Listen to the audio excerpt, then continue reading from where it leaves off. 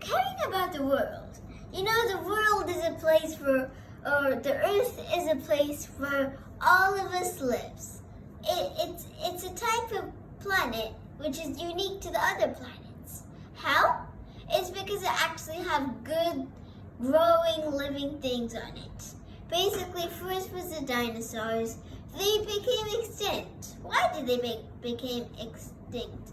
It's because not only because of that asteroid coming down to the Earth and destroying everything, they could have even survived some of them. But what was even worse was the condition and the climate. The climate wasn't as suitable for the dinosaurs. At first, the life was all, dinosaur-y, but when it slowly started to change, this dinosaurs felt uncomfortable because the climate was changing them. So I think that it might have become like hotter and hotter. And when the asteroid hit the Earth, they couldn't survive because of the climate and because of the asteroid. That's why the dinosaurs died, because the climate wasn't suitable and also the obvious asteroid. So basically then, what happened next formed some apes. Apes are our very earliest ancestors, you could say. Earliest ancestors, basically, they're kind of like monkeys.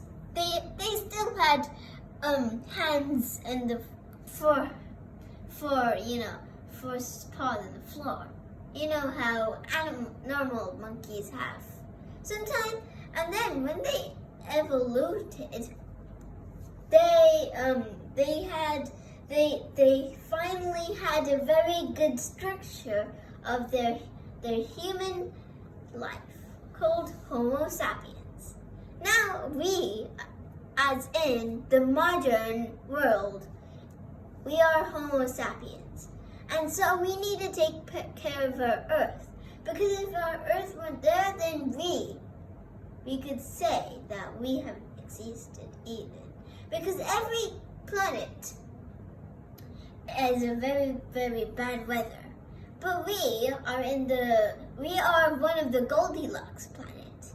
A Goldilocks planet is where the climate, the whole, as I mentioned, the whole entire world is actually okay for growing stuff to live.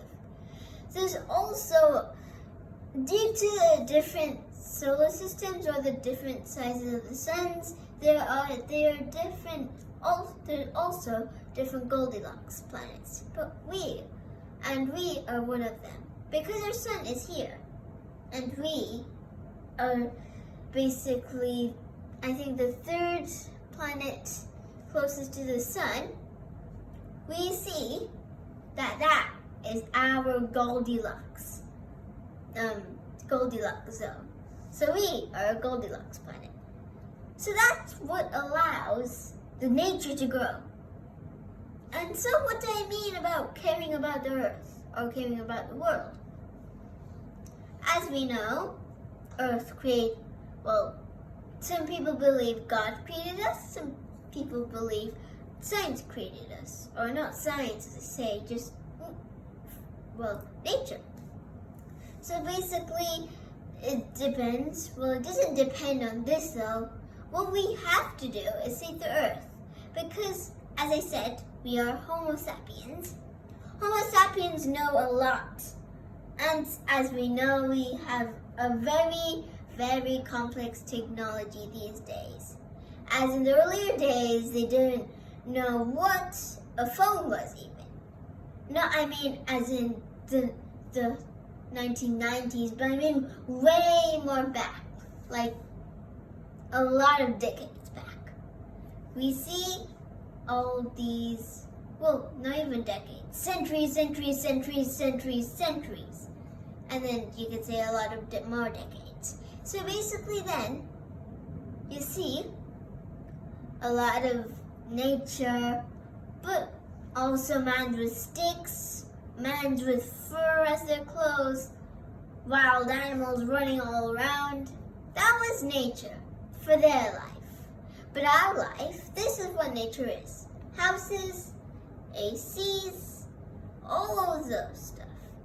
And nature is barely seen around these areas. As in, a lot of gases are used. It's making the air more gassy these days. Also, climate change is global warming is happening. Climate's changing, all because of this pollution. And so we need to be careful about what we're doing, and we need to take care of the earth who created us. Because if we don't, then what was the point of Earth deciding to create us? Because we're not treating Earth as properly as we should. We should let nature grow. Because deserts are forming everywhere, because plants are dying, and a lot of factories are there using a lot of oil, and so the gas coming out of the factory, that's just not good. Sometimes you need to make a better thing, a better place for you and your family. Just imagine if there was all nature around you. You hear the birds chirping every day. You don't hear all the cars honking in the afternoon. You just feel the nature, the quietness, the birds chirping, all those animals. See around you the lake. But it's not happening. Why? It's also sometimes it can be a very fair reason. As in, babies are being born every second, right? And so we need more and more houses because a day, a lot of babies form. And so maybe more houses will increase because if a baby is there, if a millions of babies there, then you see that that more houses are forming because moms and dads needs more space. Sometimes that maybe fleas, you know how people flee just because it has a war, or maybe because of house shifting, or it's just mainly because more people are getting born. So I'm not saying that it's purely our fault, but it's just that we need to be cautious about what we're doing. Even though more and more people are getting born each day, sometimes we can maintain a social fairness between nature and us. Because now forests, animals, habitats are getting less every day. And those animals, if those animals weren't there, then we would have been there. Even if we were there, then we would have been like this, like right now. Because first of all, the earliest humans they didn't know what they do. They were just in the earth, they started to do nothing. But then when they saw the animals, they started imitating the animals. Then a lot more happened after. Like they started going like this, and then they started doing new stuff. Different animals. But that comes way more later. So basically, if animals weren't there, and even to say if we were there, then we would have been like this.